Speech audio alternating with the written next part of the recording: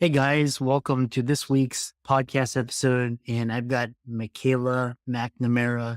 She's got an extensive experience in marketing and in the med spa industry, transitioning from med spa owner to med spa coach now. She's currently with her husband in South America, living the dream, digital nomads. And I'm really happy to have her on the show to talk about building a business, finances, early retirement. And so, Michaela, welcome.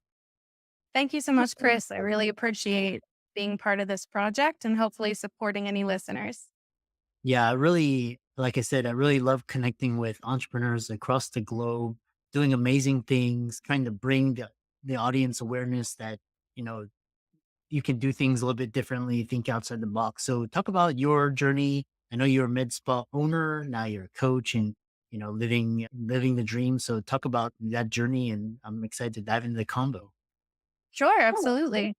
So I actually started out as a medical marketer. Before I even made it into the medical aesthetics world, I was working primarily with doctors and I was working for a large hearing aid franchise. So I took the lead in marketing their services, increasing their profit, and I did that for a decade. So I'm very much like a retired corporate girl. And I decided to take this information that I had and channel it into starting my own med spa, which I believe that businesses should be profitable instantly. A lot of people will tell you, oh, it's 3 years before you ever even think about cutting yourself a check. I don't believe that at all. If I'm not making money the first day, I'm not interested in doing it. So when I started my med spa, the inner spa, it was immediately successful, booked out very quickly. And I think that is largely in part to the most important skill that any med spa owner can have, and that's marketing. My decade of experience as a medical marketer allowed me to grow my business profitably and quickly. And also, all that experience in business operations was really helpful as well. Eventually, I moved to another state and I decided to move my business. Not to move my business, to sell my business. I sold it for a profit, which was lovely. And I was still single at that time, living in Texas. And I decided to start coaching. A friend of mine was a business coach. She had been very successful. She encouraged me to get into the industry. And within the first 2 weeks of coaching, I had the largest hair restoration franchise in the world offer me a very lucrative salary to come on their team and be their head marketer.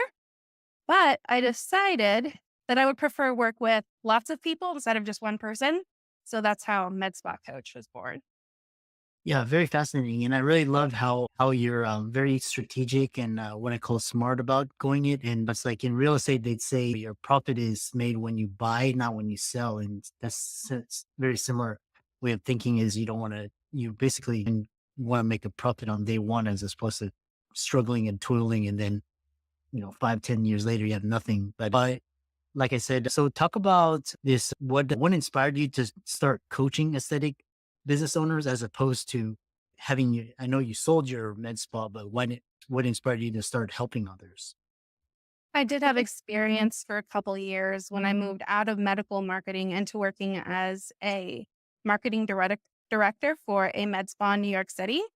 And in that time, I realized and I say this with so much love and so much respect, the shockingly low level of business acumen in this industry. It's actually unbelievable. I meet with new clients every day and they are not even tracking their monthly income, which to me is it's the most basic metric you could possibly have your eyes on. So it became important to me to help these business owners realize that being the successful 7 figure, 8 figure business owner, it's not corporate mumbo jumbo that you cannot possibly achieve. All right. I just saw a TikTok recently where they were interviewing a billionaire and he was saying that the problems that you have when you're making like $50,000 a year as a CEO, it's the same sort of problems when you're making 8 figures. You're having the same issues. You're making the same decisions. You're just thinking at a completely different level. So it's been really wonderful for me to work with all these different surgeons and med spa owners and just teach them it's actually not harder to make much more money. Your life is easier when you make more money, and your workload decreases when you make more money because you're able to delegate so much more. So I just feel really passionate about my coaching because I'm taking people who are like trapped in $300,000 a year kind of cycle. And more than half of that is going to expenses. And then when you think about their personal salary and the fact that they're a doctor, that's really not good profit. That's not a good profit at all, which is why I call myself first and foremost a profit coach. Yes, I teach marketing. Yes, I teach branding. But the most important thing I teach is making a profitable business. Yeah, I think we should have you on for another episode of Profit First, which we've had a lot of those types of coaches. Yeah, it's interesting because in med school they only teach you how to be the best doctor, but then they shield you from the what's really happening. And I love med school, but I hated residency. And once I got a taste of what that was about, I was like, I'm out of here. The question is, when you talk about financial acumen and profit, what do you see the most common mistakes aesthetic business owner make when it comes to marketing and operation? Let's go ahead and start with operations. I think the biggest mistake is one I already mentioned, and that's not truly understanding your financial state. I should be able to ask you how much money you made this month. You know that off the top of your head. So many times I'm speaking to CEOs and they have to pull up reports that they don't even know how to use in incredibly outdated systems, trying to figure out, like, oh, I don't know, how much money did I actually make last year? So keeping track of how much money you're making, where that money is coming from, that's a big one. And then which team members are profitable for you as well. So when people work with me, I get them on a spreadsheet that separates their team members by income. Obviously, certain team members, like an accountant, for instance, isn't going to be necessarily bringing in a ton of profit, but I actually believe everyone on your team should bring in a profit. Even an accountant, a clever accountant should be saving you a lot of money and you should be counting that information. So, a huge operational issue I'm seeing is really a lack of understanding of their financial state. Also, no savings. This is not a broke household. This is a business. And so many business owners are essentially living paycheck to paycheck and they are anxious before payroll week. That cannot be the case anymore. One of the first things we do when working together is focus on what your operational costs actually are and how we're going to create recurring revenue streams that cover them and protect you financially. And then moving into the marketing aspect of it, this is so odd to me because specifically I work in medical aesthetics. Aesthetics is half the word. Now, I do work with all sorts of different doctors, but primarily cosmetic surgeons, med spas, cosmetic dentistry. But what you do fundamentally is make people look and feel better. And a lot of these businesses go on your Instagram page, I go on your website, and I'm seeing incredibly disturbing and graphic imagery. People are marketing to their clients as though their clients are their colleagues. Your colleagues want to see under the skin. They want to see the facial anatomy. They want to get into the grit of it. So if you have a mentorship program, that sort of marketing I actually encourage. But your med spa or whatever medical center that you are promoting, it needs to be aesthetic, which is why one of the first things I do when I onboard a new client is I do what I call my med spa makeover, where we make sure that the way that you are presenting yourself visually online is so appealing and attractive to new clients and not actively terrifying them. Yeah, interesting. And so you mentioned this idea of the importance of switching to a membership model for recurring revenue. And how can aesthetic businesses implement this model effectively? A big thing that I teach is it's time to banish the beauty bank. So many med spas are living in like the 90s med spa mentality where they have this beauty bank. People are paying like 30, 50, $100 into it every month. And it results in them getting like a 5% or 10% discount off of injectables. This is not appealing. It's not a good offer. When I pay someone for something, I want to get something in return. And I want to know that I'm going to have a real transformation, a genuine result. Essentially, beauty banks are like purchasing coupon books. And coupon books, they're not really a thing anymore. And Mm. even beyond that, a 5 or 10% discount, like this is not selling people anymore. So, what I teach my clients to do is switch to an appealing and transformative membership model. The membership that you offer should be a result. So a lot of people are doing like, hey, join our beauty bank, get 20% off tirzepatide or semaglutide every single month. There's no result there. I'm just buying a chemical. And if I'm buying a chemical from you, then that means I could get that chemical from anyone else. And if I can get that chemical from anyone else, then I want to get it for as cheap as humanly possible.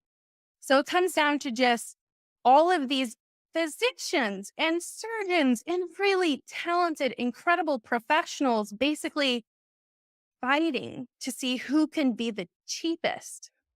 And then once you won the clients, I don't really know what you've actually won because now you have all these clients that you're not profiting a penny off of. So maybe you looked it online, but you're not paying yourself, which is why transformative memberships like a weight loss membership that has a very clear goal, lose 25 pounds in 6 months based on your lifestyle, obviously based on your current need, assessing that. That is what people want. People want to buy a membership that is, wear that dress you really wanted to wear to your daughter's wedding, or like fit into that outfit that you could wear before your kids. Like, marketing is supposed to be a very human and emotional experience. And so many med spa owners, they don't know how to market. So they're just like throwing out the information and people aren't interested. Nobody wants the memberships you're buying. So when I have new clients hop on calls with me, one of the first things they say is, I love everything you're doing, but I don't want to do the membership thing. They don't work. I've tried. Nobody wants them. My clients aren't interested. This just isn't going to work in my area. That's ridiculous. It's not working because you're not doing it correctly. It's not that memberships are bad. Memberships are fundamentally inclusive. They allow people who perhaps could not typically afford a high ticket service to now have access to that service by being able to spread out those payments. Memberships should only bring in more and more clientele. And if your memberships are not booking out, if at least 30% of your customers are not in your membership, then that means your membership is bad. Interesting.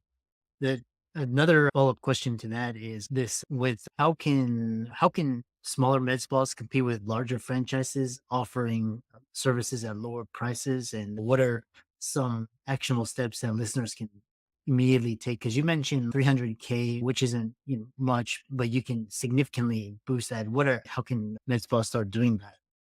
So, a lot of these larger med spas, it's actually difficult for them to market transformative results. I'm talking like extremely large med spas, like 5+ locations, because they have maybe 80 injectors. They have huge teams. So it's hard to be very result oriented when your results are incredibly variable due to your team size. So most of these franchises start offering costs as an incentive. And once you make the conversation about the cost, all people are going to be interested in is the lowest amount. And my thought is, you don't want those clients. You genuinely do not want those clients. You want the clients who are interested in purchasing a result. There are people, even in this economy, who are willing to pay $20,000 plus on cosmetic enhancement because they believe in your results. And when you go to these like really large franchises, it's a cookie cutter result and you don't always know what you're going to get and you don't feel intimately marketed to or connected with your specific provider. So it's just a lack of connection essentially. It becomes a unique approach to marketing once we're dealing with these larger franchises, which is why I actually think if you have 5 locations or less, it's so much easier for you to get clients. I actually think that your marketing process is more simple. Interesting. How can people find you and follow you and reach out to you and find out more about the work that you do? Sure, you can follow me on Instagram at MedSpa Coach. My name is Michaela McNamara. You can go to michaelamcnamara.com. I'm also starting my podcast, The Money Making Med Spa. You can reach me there as soon as that drops. Essentially, I have a lot of different places where you can find me. So just come and find me. Book call. A call with me is absolutely no charge. And I'm happy to see where you're at and show you where you can be with me in 6 months. Yeah, I love that. And I encourage the listeners to check out Michaela's socials, give them a follow and check out her work and see if it aligns with you. And thanks so much for coming on. Thank you so much, Chris. I really appreciated the